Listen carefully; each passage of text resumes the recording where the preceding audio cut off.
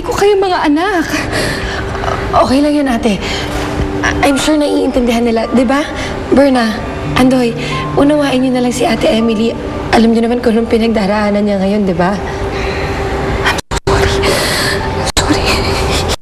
Hindi ko sinasadya na saktan kayo. Mahirap din to para sa akin.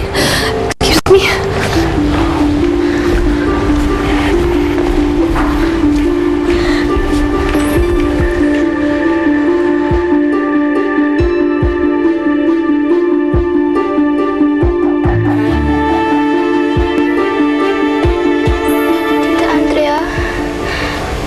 Okay po kaya kung pagpatuloy natin yung pagpapanggap namin kay Mami Emily?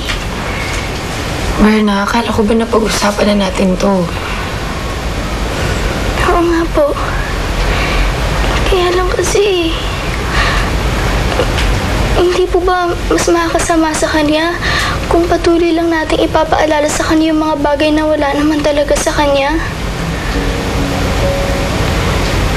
Saka parang ang hirap na po kasi. Para sa akin, kasi parang niloloko na lang po namin ngayon si Mami Emily. Dati po, nung hindi pa siya kumikilos tsaka nagsasalita, parang okay lang, parang ang dali lang eh. Pero ngayon pong nagsasalita na siya at nakakuunawa, parang ang hirap po. Naiintindihan kita. Pero bakit mo naman iisipin niloloko lang natin siya? Niloloko niyo lang siya.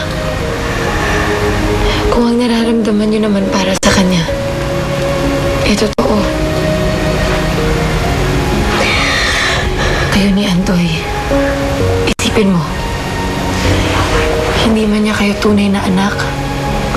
Hindi niyo man siya tunay na ina.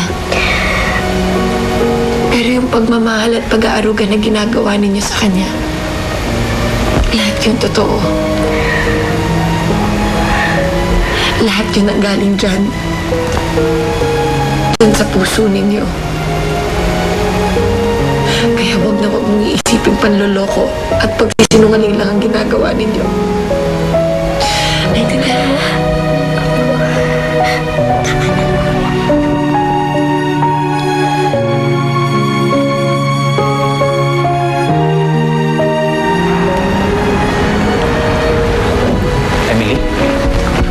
Are you sure okay ka lang?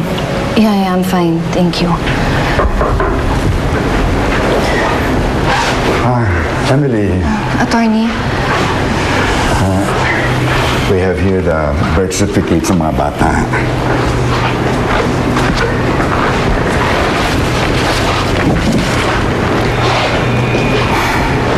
So, totoo nga. Mga anak ko nga sila? Yes, indeed. Pero bakit gano'n, attorney? Bakit wala akong maalala? Kahit katiting, wala talaga akong matandaan. Emily naman, the doctor said, it will take some time bago bumalik ang mga alaala mo. So don't push yourself too much, Iha. Attorney, wala pa kami mga pictures together. Baka sakali kung makita ko yung mga litratong yun, baka bumalik yung alaala ko. Ganito yun eh. Nasunog lahat ang mga retrato. Nakasama mo mga bata. Halos walang natira nga eh. Alam mo ba, nagkaroon ng maliit na sunog noon sa kwarto mo at nadami lahat ang mga retrato. So, ibig sabihin nun, wala nang paraan para maalala ko ang mga anak ko?